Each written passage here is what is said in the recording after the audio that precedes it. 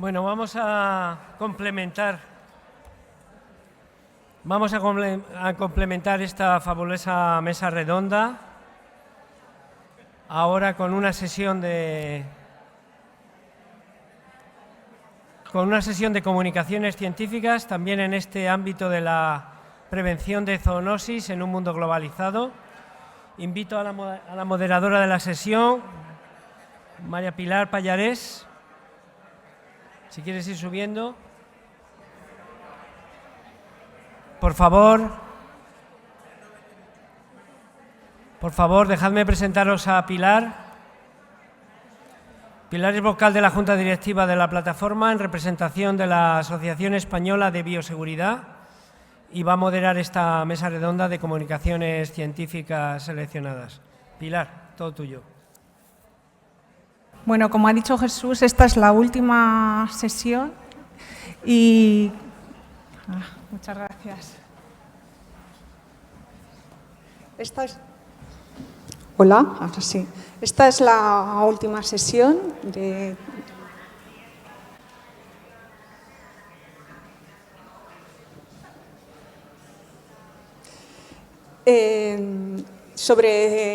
que lleva por título Prevención de zoonosis en un mundo globalizado. Como hemos visto, es una sesión importante. Ya hemos tenido una pequeña introducción con los 4 ponentes que teníamos aquí. Y bueno, yo espero que todos los que contribuyan ahora en todas las presentaciones pues complementen un poquito todo lo que hemos hablado.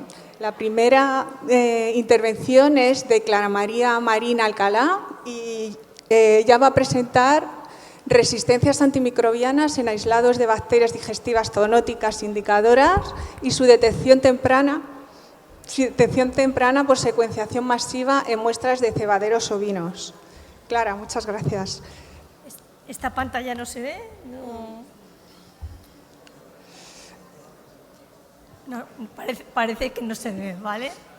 Bueno, Clara, recordarte que tenéis 7 minutos. Sí. 6 minutos. 7 minutos y a los 6 te aviso. Os voy a hablar de la comunicación de las resistencias antimicrobianas en aislados de bacterias digestivas zoonóticas indicadoras y su detección temprana mediante técnicas de secuenciación masiva en muestras de cebaderos de ovinos. Es que no se ve esta pantalla. Es que claro, me tengo que alejar para ver eso y tengo... Bueno, gracias. Genial, está muy bien. Bueno, entonces, ya sabemos, lo hemos visto tanto en el congreso anterior como en este, que las resistencias antimicrobianas es un problema de salud global y también de One Health. Entonces, de forma particular, se achaca mucho a las ganaderías y a los veterinarios que utilizamos antibióticos para curar a los pobres animales de estas resistencias antimicrobianas. El objetivo de nuestro estudio fue comprender y caracterizar mejor los perfiles resistómicos de las comunidades microbianas presentes en los cebaderos de ovino de cordero y buscar y verificar la cantidad de genes de resistencias a los antimicrobianos transferidos desde los animales al estiércol, a los estiércoles y a las plantas cultivadas con estos estiércoles. Os presento un poco el muestreo que hicimos en el trabajo, que se realizaron 3 muestreos a lo largo del año. Hay que un poco pensar cómo es la producción ovina en Aragón, del ternasco de Aragón. El ternasco de Aragón es un animal que se sacrifica a los 3 meses de vida, al mes y medio, con 24 kilos, unos 12 kilos a la canal, y al mes y medio se desteta, es decir, por eso cada 3 meses, ¿vale? Entonces, cogimos 2 cebaderos en los cuales al mes y medio había una mezcla de animales de diferentes explotaciones. Luego, en 2 cebaderos cogíamos un gran número de explotaciones ovinas de Aragón. En los 2 cebaderos se cogían muestras de heces, de estiércol y de estiércol compostado, que es el que se vierte a los cultivos. Es decir, se mantiene durante 2 meses en un montón en la explotación y después del compostaje es cuando se vierte al campo normalmente. También se cogió suelo antes y después muestras de suelo de antes y después del compostaje. Y tuvimos la suerte de poder muestrear antes del compostaje, donde se realizó los cultivos de avena, comparar dos fincas, una que llevaba 10 años en producción ecológica y no se había abonado absolutamente nada durante 10 años.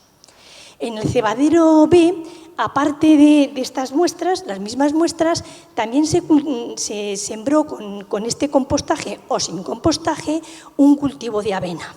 Y en ese cultivo de avena también se cogió muestras en 3 estadios vegetativos, pequeño, más grande y mediano, y se estudió el sistema tanto radicular como el sistema de brotes, detectando la microbiota tanto endófita dentro de la planta como epífita. Bueno, se ha puesto el número de muestras que se tomaron. Por un lado hicimos análisis microbiológicos según la normativa europea del seguimiento de antibioresistencias. Sabéis que en 4 géneros bacterianos, Campylobacter, coli, Salmonella y Enterococcus fecalis y Faecium, y Campylobacter coli y Yeyuni. Esto, normalmente Europa hace el seguimiento de estas antibioresistencias en estas 4 bacterias digestivas marcadoras y lo tiene perfectamente reglamentado, que se aíslan estas 4 bacterias marcadoras según las ISO correspondientes, que os las he puesto allí, y se hace la sensibilidad a antibióticos también completamente reglamentado, es decir, a los colis se les somete con 6 antibióticos unas determinadas diluciones, a los enterococos son 12 antibióticos los que se testan también con sus diluciones, y a los enterococos faecium y fecalis se hacen con 12 antibióticos. No sé si he dicho que coli y salmonella son 15 antibióticos. El tema que aquí he puesto también Enterococcus no faecium, no fecalis, porque resulta que en los corderos lo que nos hemos encontrado, y os adelanto un poquito de resultados, es que sí que hemos encontrado un porcentaje de faecium y fecalis, un 20-25%, pero nos hemos encontrado otros que en la bibliografía se denominan no faecium, no fecalis, como el Inesi o el Gallinarum, que también son zoonóticos. Y por no eliminarlos del estudio, lo hemos implementado también. Entonces, ahí los puntos de corte ya no nos lo marca la normativa europea, hemos tenido que ir a puntos de corte de resistencia, EUCAST y EUCOD. Bueno, la técnica es la técnica ISO, la que está reflejada en la normativa europea, es de microdilución. Con esto vimos las resistencias fenotípicas. Las resistencias genotípicas, hicimos análisis genotípico con aislamiento enzimático de ADN, un dispositivo Minion para hacer una secuenciación por nanoporos, con un rendimiento promedio de 4,52 gigabases, con la plataforma Epitumi y con el software Resistor Explorer analizamos con Epipeline Arma diferentes clases de bases para ver tanto el resistoma como el viruloma, como el moviloma y con taxinoma. Realmente lo que decíamos es la copia de genes por gigapared de bases de las muestras. Resultados rápidos, no se aislaron salmonella en los corderos, no se aislaron ni coli, ni enterococos, ni en el suelo ni en los cultivos, aunque sí se aislaron Campylobacter en los suelos, independientemente si estaban fertilizados con el estiércol o con no estiércol, las dos cosas. En cuanto a antibioresistencias, los colis presentaron fenómenos de multiresistencia en el 100% de las cepas, principalmente a sulfamidas y tetraciclinas. En enterococos, el fenómeno de multiresistencia era del 58%. Estos vancomicinas que tanto se fija la Unión Europea, eso estaba en el 17% y eran enterococos inesi, no eran en enterococos ni faecium ni fecalis. Y en cuanto a Campylobacter, los fenómenos de multiresistencia estaban del orden del 46% y ojo que estos que detectamos en el suelo había de todo, había algunos no resistentes a nada, pero había otros que sí presentaban multiresistencia a la tetraciclina y al ciprofloxacino. En cuanto a genes de resistencia, es que no me ha llegado, 6 minutos no me ha llegado. Genes de resistencia, os puedo decir que el 50% eran de las tetraciclinas y de bombas de flujo, que había 3 veces más genes de resistencia detectados en heces y en estiércol que en el suelo, que los elementos móviles no se detectaron en el suelo. Y en cuanto a la epífita, decir que realmente solo había genes de resistencia en la microbiota epífita de las raíces, es decir, superficial de las raíces. Las conclusiones las tenéis también en el resumen. Importante que estas herramientas que se están haciendo ahora de secuenciación masiva de muestras son perfectamente válidas para detectar los genes de resistencia que pueden venir, pero nuestros resultados sugieren que la transmisión de la resistencia antibiótica desde los cebaderos ovinos a cultivos herbáceos parece ser francamente limitada.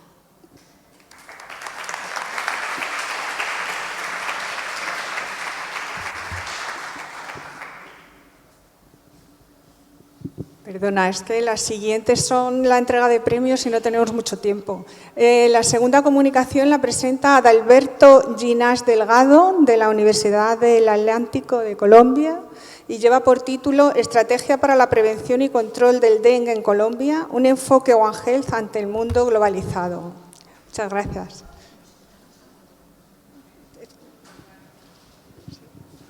Muchísimas gracias por permitirnos a los organizadores presentar esta ponencia. Este es un trabajo realizado por 3 universidades de la ciudad de Barranquilla, en Colombia. El profesor Rupert Vargas de la Universidad del Norte, Adalgisa Alcocer de la Universidad Libre y nosotros representando a la Universidad del Atlántico. El dengue, la patología que vamos a comentar, es una patología que se encuentra endémica en más de 100 países del mundo, sobre todo en las áreas tropicales y subtropicales, generando un problema muy delicado de salud pública. En el caso de Colombia es cíclico y esto motiva el desarrollo de nuestra investigación. El dengue como tal tenemos que lo produce y tiene 4 serotipos, de DENGO1, 2, 3, 4. Es muy importante conocer el ciclo de el mosquito Anopheles porque es el transmisor, el vector como tal, y este ciclo nos permite determinar la intervención que pudiésemos desarrollar dentro del contexto One Health, el inicio del mosquito entregando sus huevos. Estos huevos pueden permanecer mucho tiempo presentes en áreas inhóspitas, pero con la presencia del agua estos se activan y comienza el ciclo que termina con la hembra, que es la que está generando la transmisión como vector de la enfermedad. Nosotros encontramos que tenemos el problema endémico en Colombia, cíclico, y también lo encontramos que hay una diferencia muy grande entre las regiones, como vemos desde áreas donde hay una prevalencia, una incidencia de 0, que es en el centro del país, áreas con más de 1000 casos de incidencia. Es importante por eso contemplar la visión One Health para la intervención adecuada que se pudiese desarrollar y lograr mejorar la situación de salud general. El objetivo del trabajo fue evaluar la efectividad de estrategias integradas para la prevención y control del dengue en el país. La metodología que utilizamos fue un estudio ecológico retrospectivo. Tomamos la información del Instituto Nacional de Salud de Colombia. Reporta boletines semanales. En estos boletines semanales aparece la incidencia que se está generando en las diferentes regiones. Tomamos esa información. Analizamos el periodo 2015-2023, las estrategias de control vectorial, la preparación del sistema sanitario. Y como resultados importantes tenemos datos que impactan a simple vista, 820.000 casos en nuestro país en el periodo del estudio 2015-2023, con un incremento importante del 20% en momentos del periodo del niño, cada 3, cada 4 años que hay periodo del niño, y estas fueron las áreas donde tuvo mayor incremento de este 20%, áreas en las cuales se genera un momento de sequía, se genera también efectos variables en el clima como tal, y esto determinó algunas estrategias dentro de esta, muy importante porque en nuestras comunidades, en periodos de sequía, la gente almacena agua en reservorios, y estas aguas en los reservorios caseros permite que el mosquito tenga el mecanismo para ahí procrearse, y es por esto que estas zonas son donde se genera un mayor, digamos, incremento de casos. El estudio encontró que en los departamentos donde se realizó de manera sostenida esta estrategia, se generó una reducción de la incidencia de un 30%, donde había una intervención sostenida, una intervención constante, sobre todo con algo muy importante que manifestaban los profesores en la reunión, en la sesión anterior: la participación comunitaria es fundamental para lograr el resultado positivo. En las otras regiones donde no existía esto, el 60% presentó que continuaba una alta endemia, deficiencias en las respuestas sanitarias, demoras en la detección de las respuestas y de brotes, la mortalidad presente en estas zonas. Y como conclusiones del estudio tenemos que el enfoque One Health logra una respuesta efectiva para intervenir problemas como el dengue, en el caso colombiano. Lógicamente, en la medida que podamos articular de una manera eficiente, por un lado, la inversión en infraestructura, que es fundamental, la parte de educación sanitaria, la participación de la comunidad y sobre todo la coordinación intersectorial. Creo que con esto, muchísimas gracias.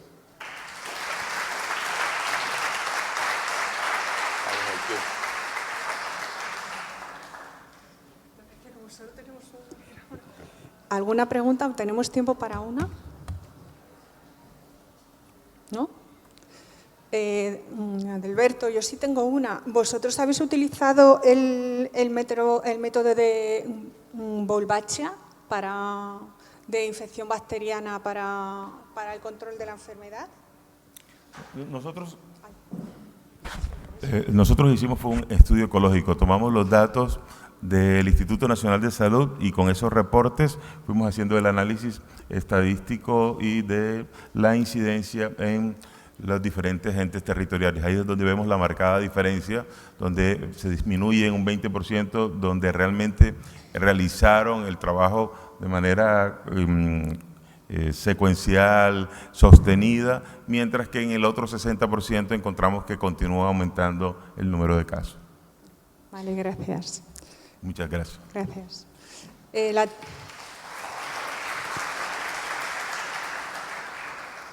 La tercera comunicación la presenta Laura Carrera Faja, de la Universidad Autónoma de Barcelona, y lleva por título Vigilancia basada en el análisis del microbioma para la detección precoz de patógenos zoonóticos transmitidos por garrapatas en jabalíes urbanos de Barcelona. Como tenemos que compartir el título.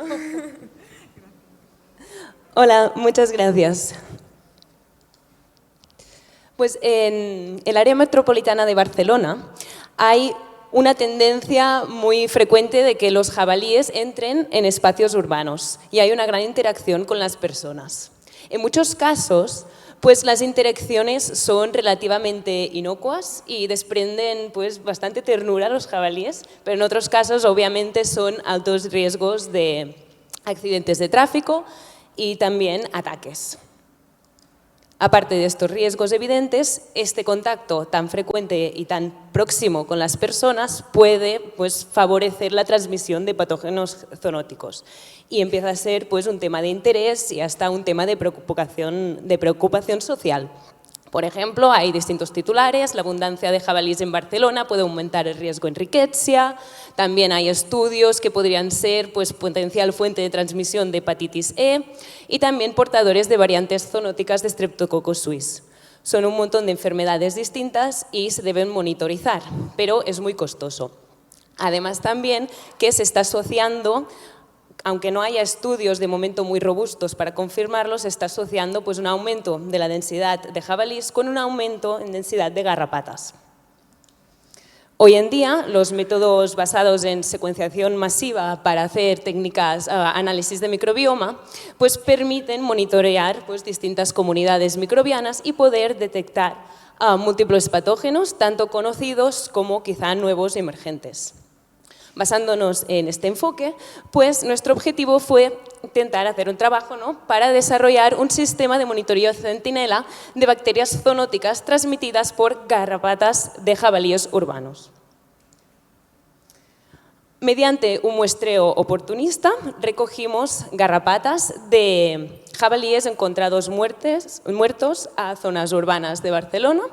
Identificamos la especie de garrapatas y luego hicimos distintos pools, extrajimos el ADN y luego secuenciamos y amplificamos todo el segmento entero de 16S ribosomal. Gracias a la secuenciación nanopore se pudo secuenciar entero, favoreciendo así una mayor resolución taxonómica que te permite identificar hasta nivel de especie. Y estos son los resultados.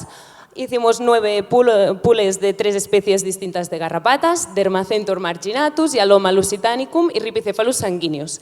Y en esta gráfica podemos observar que cada barra pues, es un pool distinto de garrapatas y cada color pues, indica una especie distinta, ¿no? La abundancia relativa de las bacterias más frecuentes encontradas. Así, a primera vista, ya podemos observar que hay una diferencia, ¿no? En los colores y en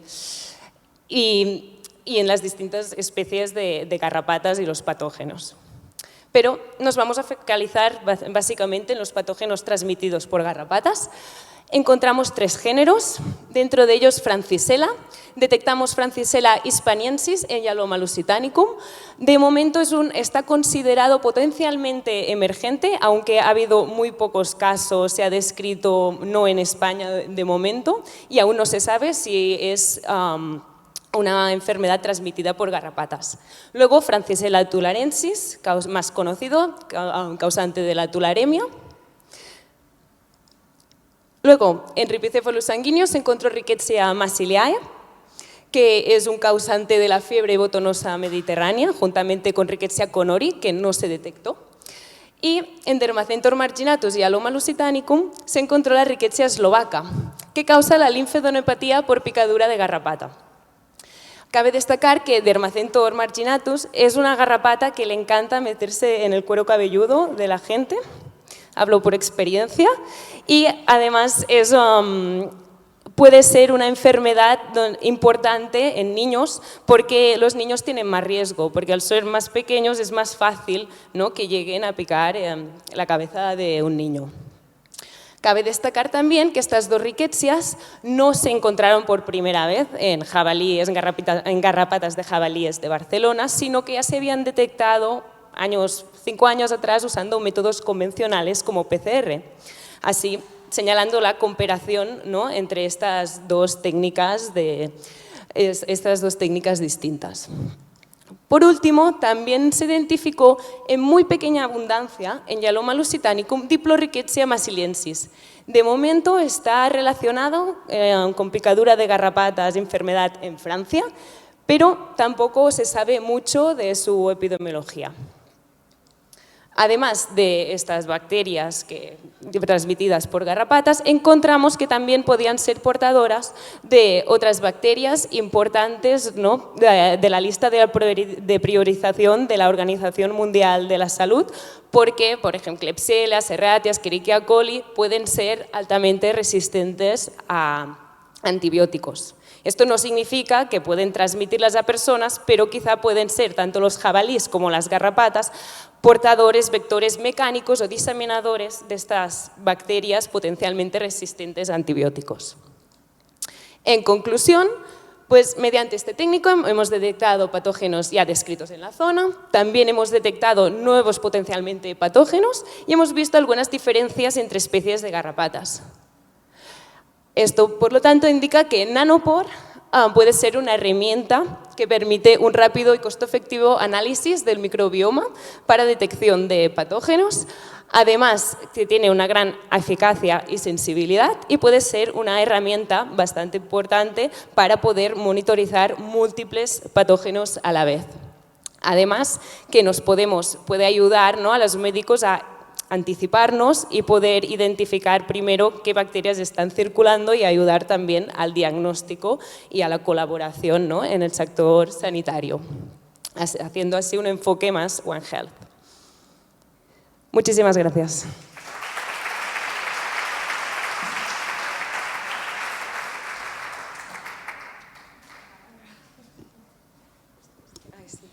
Tenemos tiempo para una pregunta.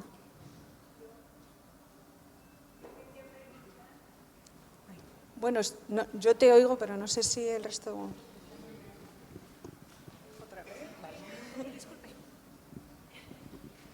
Simplemente quería preguntar, ¿cuántos jabalí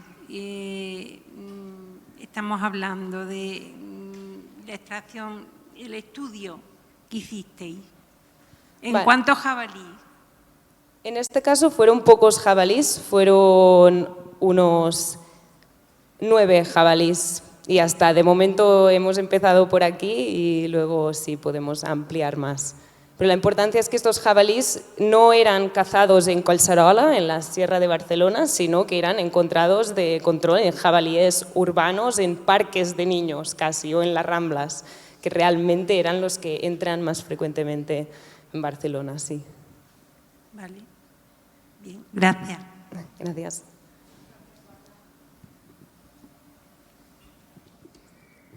Pasamos a la última participación de Diego Parrondo Montón, de la Universidad de Ciencias Aplicadas y Artes del Sur de Suiza, con el título Primer ensayo de campo con la técnica del insecto estéril como medida de control integrado contra Aedes albopictus en Suiza.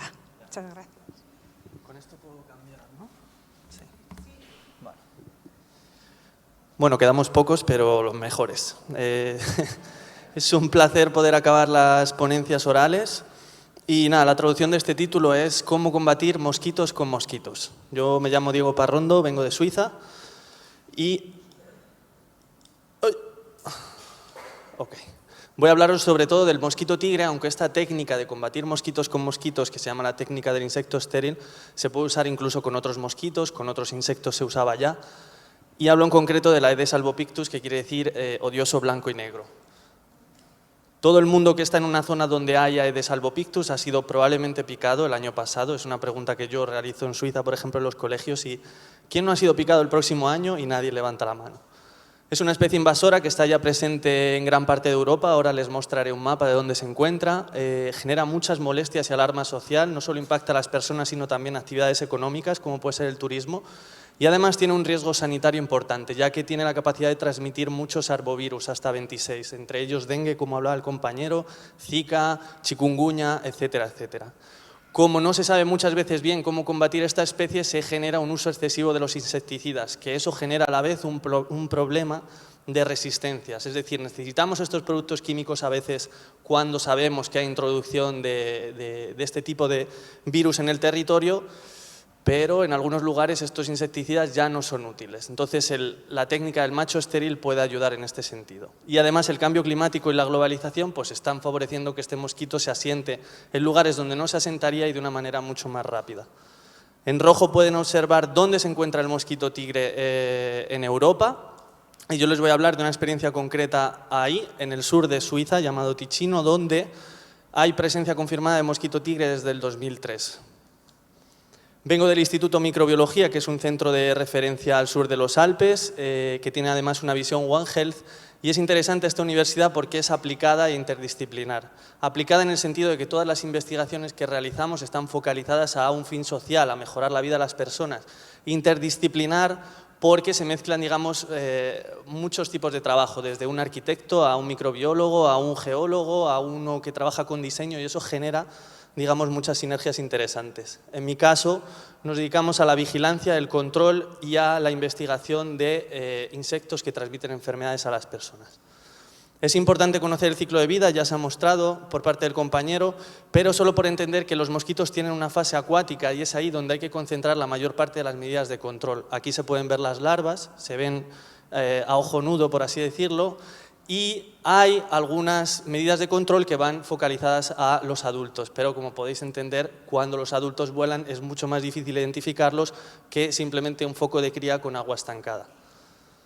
Nosotros realizamos la vigilancia de las especies, es una gestión pública que la Oficina Federal del Ambiente, que sería como el Ministerio, junto con los cantones, que son las regiones, nos dan el mandato a nuestra universidad para gestionar todo esto, y a través de estas ovitrampas, que simulan, digamos, esos focos de cría, nosotros podemos saber dónde hay presencia de estas especies invasoras y en qué cantidad, ¿para qué? Para tomar decisiones relacionadas con el control. Tenemos ahí 3 especies invasoras en Suiza, el Albopictus, que es el mosquito tigre, es el principal, pero tenemos otras. Todas esas medidas de control que se hacen se llaman medidas integrales de control, que se realizan para un territorio.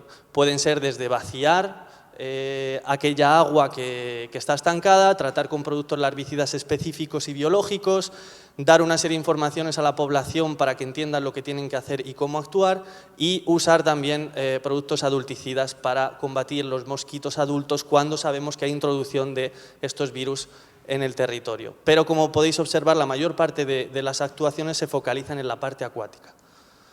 Con todo esto se consigue una reducción del 74% de mosquito tigre, está publicado si alguien tiene interés para profundizar en ello, y si a todo esto añadimos la técnica del insecto estéril, llegamos a unas reducciones del 92% de hembras. ¿Cómo funciona la técnica del macho estéril? Fácil. Necesitamos una sala, un laboratorio o una biofábrica, se llaman. Creamos muchos mosquitos tigre, separamos las hembras, que son las que pican, no nos interesan, nos quedamos con los machos que no pican. Les irradiamos con rayos X o gamma. Esto lo que va a generar sobre todo es que afecte a su aparato reproductivo y comiencen a crearse mutaciones random en su esperma. Cojo todos estos machos estériles, voy al lugar donde quiero aplicar esta técnica, los libero y estos machos van a ir a buscar a las hembras, se van a aparear y le van a pasar, digamos, este esperma con esos errores. Y eso le va a impedir a la hembra poder tener suficiente material genético como para generar un embrión hábil. Pero necesito soltar muchos mosquitos tigre, muchos mosquitos machos estériles en un lugar concreto para que puedan competir con los machos no estériles que ya están naturalmente. Algún dato concreto: en el 2019 entramos en el programa de la OMS y de la Agencia Atómica Europea en relación con esta técnica. Del 22 al 24 hicimos 7 test de marcaje, recaptura y liberación, que ahora os contaré. Del 23 al 24, durante 2 años, realizamos sueltas periódicas en un ayuntamiento de 45 hectáreas y ahora estamos en una tesitura de seguir investigando porque esta técnica aún necesitamos darle muchas respuestas y estamos intentando construir una biofábrica pública. El test de marcaje, recaptura y liberación significa que donde veis en el punto central la estrella amarilla, liberamos machos estériles coloreados, intentamos recapturarlos en todos esos puntos rojos con números a través de trampas, y esto da una serie de datos que ahora son un poco rollo, pero si los traducimos así es que la mortalidad aún en esta técnica es muy alta. El transporte desde el lugar donde yo produzco estos machos a donde los suelto influye mucho en esa mortalidad y en esa fitness, ¿no?, que tienen los mosquitos. Duran solo 3 días aproximadamente y se mueven solo 100 metros. Esto te da información para entender cómo usar esta técnica. Aquí es donde lo realizamos, pero ahora no tenemos tiempo de pararnos, y ya simplemente los resultados: 3 cuestiones. ¿Cuántos huevos encuentro en un lugar? ¿Cuántos de estos huevos tienen un embrión dentro? ¿Y cuántas hembras encuentro en el lugar? Respecto a la cantidad de huevos, en las zonas donde se liberaron machos estériles, el primer año hubo una reducción del 64%, el segundo un poco menos, 26%, debido a una estacionalidad. Hizo, digamos, mucho más calor y más lluvia. Respecto al porcentaje de huevos que eclosionaban, había una reducción del 19% o del 15%, y respecto, y este es el más importante, la cantidad de hembras que encontrábamos, había una reducción del 63% y el 62% respecto a los lugares donde no se liberó este insecto. Ya para terminar, las ideas clave: el control de los mosquitos y sus virus asociados es un reto para la salud pública. Este proyecto ha generado gran interés en las personas y también, digamos, en las administraciones públicas. Hubo una notable reducción de mosquitos. pero tiene que estar integrada en un control vectorial, es decir, no se debe usar por sí sola, como cualquier otra cosa. Es una solución ecológica y sostenible, eficaz frente a resistencias insecticidas y es necesaria para reducir el riesgo de transmisión de arbovirus. Debemos continuar con la investigación, ya que hay que mejorar la calidad de estos machos, sobre todo, y reducir los costes de producción, porque aún es muy caro. La vigilancia y el control deben ser públicos y las biofábricas también, para, digamos, poder dar machos estériles a aquellos lugares que de verdad lo necesitan, no solo a aquellos lugares que pueden pagar esta técnica. La colaboración nacional e internacional es clave para avanzar en esta técnica y nosotros estamos abiertos a ello, así que si alguien tiene interés, que nos contacte. Muchas gracias.